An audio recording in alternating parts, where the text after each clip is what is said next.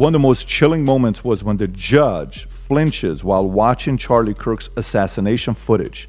Have you seen this clip? I didn't. I haven't. Okay, so when you see the judge, he's seen I don't know if he's seen it for the first time or he just saw it. It looks like he just saw it for the first time.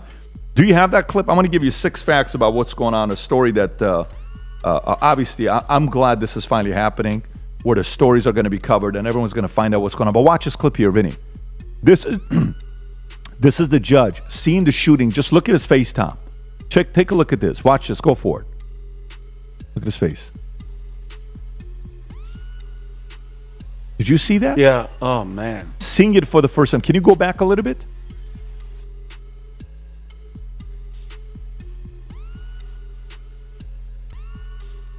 Ooh. Unbelievable, man. When you see this, like, I mean, obviously, I remember the first time. You're like, don't look at it. Don't look at it. Don't look at it. Remember when we were at the event, The vault. and you're telling me don't look at it because I got to get back on the stage, and I'm like, this was a disturbing thing to see. 6 big revelations to come out from the Charlie Kirk murder preliminary hearing so far. Let me read this to you. Here on what we have. Okay, so number 1, surveillance footage. Previously unseen surveillance footage appears to show Tyler Robinson visiting Utah Valley University 4 times on September 10th. And into the early hours of September 11th, prosecutors say he scouted the campus, left to change clothes, and returned before fatally shooting Charlie Kirk, then came back again at around 12:30 a.m. The footage shows a man prosecutors identify as Robinson walking around campus, including on the roof of the Losey Center. Defense attorneys argue the video is too distant and unclear to prove he was carrying a rifle as he left the roof after the shooting. DNA evidence. Defense attorneys challenged the FBI's DNA analysis, questioning how the samples were processed and interpreted. FBI analyst Amanda Baker testifies his DNA recovered from the towel wrapped around the alleged murder weapon and from a screwdriver found on the roof matched Robinson and his roommate Lance Twiggs. Robinson's accounted for about 95% of the DNA on the towel and 89% on the screwdriver, while Twiggs accounted for the remainder. Baker testified that the analytical methods used are standard forensics practice. Number 3, additional bullet found on the scene. Investigators found an unfired rifle cartridge on another building, but Agent David Hall testified it was traced to the police officer who was cycled his rifle during the response because the investigators determined the round was unrelated to the shooting. That location was not preserved as part of the crime scene. Number 4, Tyler Robinson seen limping around the campus. Surveillance footage also shows a man prosecutors identify as Robinson limping while walking toward the Lou Center. We've seen this clip. Number 5, UVU officer body cam dies on the roof of Losey Center. UVU University officer Chris Bagley testified that his body camera stopped recording just as he reached the rooftop, where investigators believe the shot was fired because the battery died. And last but not least, the judge visibly flinched, which we just showed, when faced with the video of Charlie Kirk's shot. Tom, your thoughts? Well, I think we're getting more and more, as long as this isn't tampered with and this is straight, that there was a relationship apparently between the shooter and the shooter's boyfriend, and number 1. Number 2, we're seeing absolute evidence of an individual, not a member of the school, not a student there apparently, of the colloquial phrase is casing the joint. Mm-hmm. We're seeing that, and then we're also seeing in the walking to appear to be on the day of walking in such a way that they say that is the way that people would walk, wearing baggy hunting pants or whatever, concealing a weapon. But we're also seeing the horror of what the jury and the judge are being asked to preside over. No normal person can look at these descriptions and then the actual shooting with this is a judge. Do you think this judge sees victim photos, autopsy photos from people that have been murdered? Of course he has, unfortunately. That's part of being a judge. We have a murder trial. Here's the body, here's the wounds. And then the coroner testifies to it and gives evidence.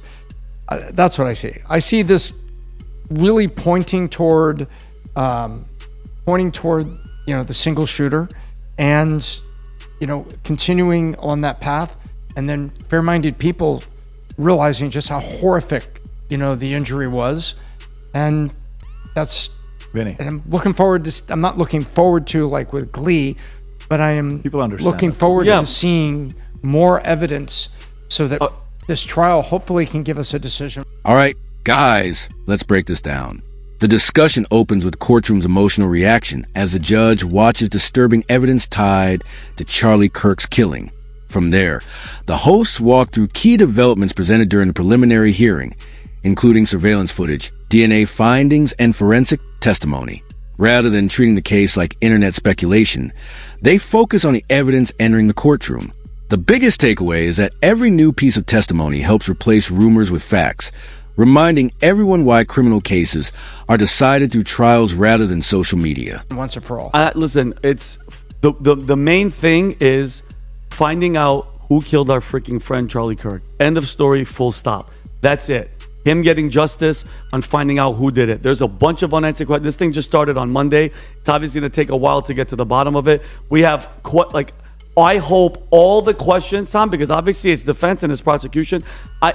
The videos that they're trying to submit that's edited, I want unedited videos. What happened to the footage that they took from behind Charlie, that camera, and they took it and gave it to whoever?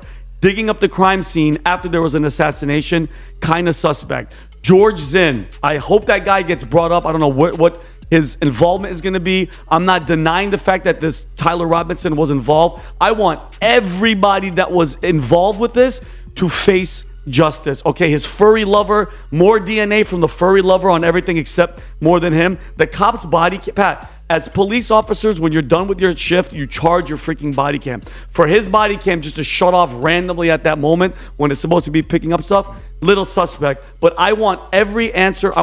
There's absolutely no way you could tell me, Vincent Oshana, that George Zinn, the bald fat guy that stood up right when Charlie was killed, waving a freaking a handkerchief with his pants down saying, "I'm the killer," didn't have forehand knowledge and he wasn't involved. That's my opinion. There's no way. That means there was more than one person. That means there was it was a plan and they were involved. If it's Tyler and it's solely him, I'm not buying it. I want everybody to go down that deserves it. Period. Adam.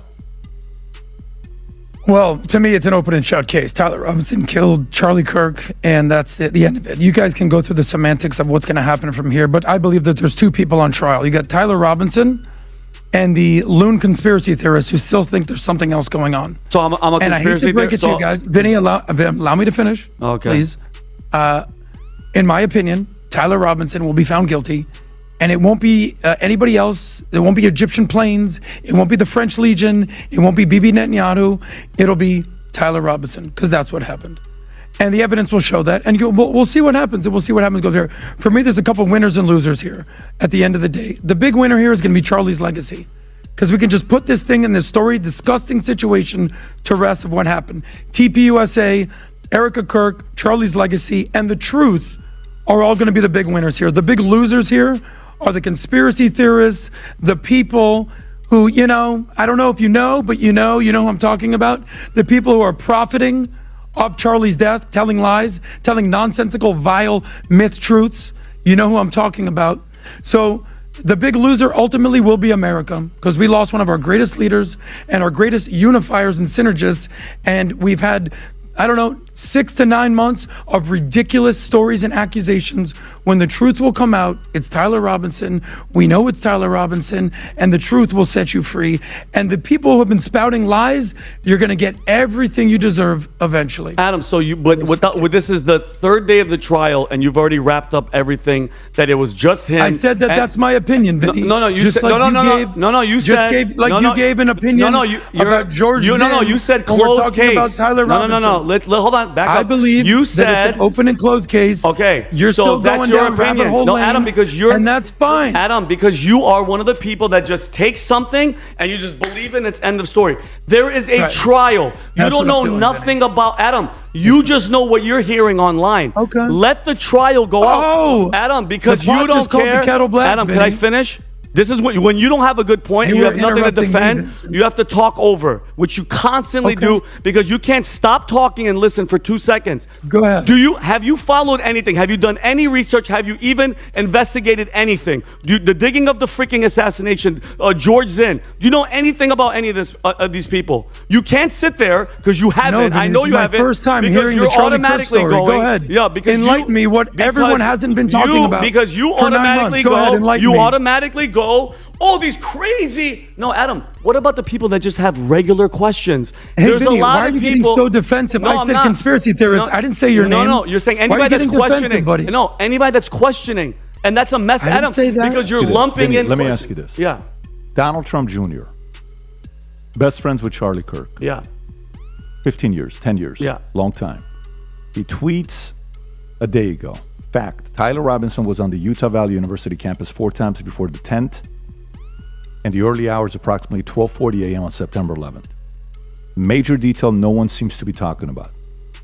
Tyler Robinson was not a student at UVU. Yes. How do you process that information? That means he was doing what Tom was doing, casing, looking, trying to figure out how to kill Charlie. That's 100%. I agree with that. So let's put this stuff on what you believe, because I think the audience kind of probably is going to want to know where you stand and where Adam stands. Yeah. The conversation becomes far more heated as the hosts debate whether the evidence points to a lone suspect or whether others could have played a role. One side argues there are still unanswered questions worth examining, while the other believes the case is already effectively settled. The exchange highlights the tension between skepticism and certainty, showing how quickly discussions can become polarized. The central issue isn't simply disagreement. It's how much evidence people believe is enough before reaching a final conclusion. With that fact, where do you put the percentage that Tyler Robinson is the killer of Charlie Kirk? If with bullet forensics and everything, Pat. No, Engel- just with this fact. Oh, let me just say the fact. He was on the campus 4 times between the 10th and the 11th, approximately 12:40 a.m. You know what 12:40 a.m. is? Past midnight. Yes. Okay. He's not a student there. What does this fact do to you? fact doing, he was 100% involved in the assassination. Okay, what percentage do you put that he killed them? Probably 90%. Okay, Okay. so what are we talking hold about? on. No. So, but Hold this on, is the see? by the way, this is the part that it's important to qualify for the audience. Yeah. So because Vinny, it comes across that 90% you believe it's not Tyler Robinson. No, That's not okay. what you're saying. No. What you're saying is, I want to make that additional 10% to 100%. That's all you're saying. Exactly what Okay, I'm perfect. saying. Then guess what? I think that's a very reasonable position. Yes, thank you. Yeah, to me, this is why there's trials. Yes. You know, Adam, you have to also give a little bit of credibility to a guy gets up in the middle of it and says, "I'm the shooter." Dude, what the hell is that? You can't, and then you know the chances of the guy being at their end of 9/11 And the Boston bombing. and the Boston bombing, they put a number that's that 1 in 2 billion. Who is he? And then he was later on tied to some child porn. Child I don't porn. know what it was. They right? arrested him for child porn. So to me, I think. And then what happened to him? He's in jail. Well, you tell me. What the part of it is, this is why jumping to conclusion creates a lot of chaos and, you know, divides, confuses, all this other stuff. That's why for us, we've been kind of like, if you notice, we're not talking all this stuff with Charlie Kirk until we're going through the trial, because we're about to start learning and we want to learn for ourselves.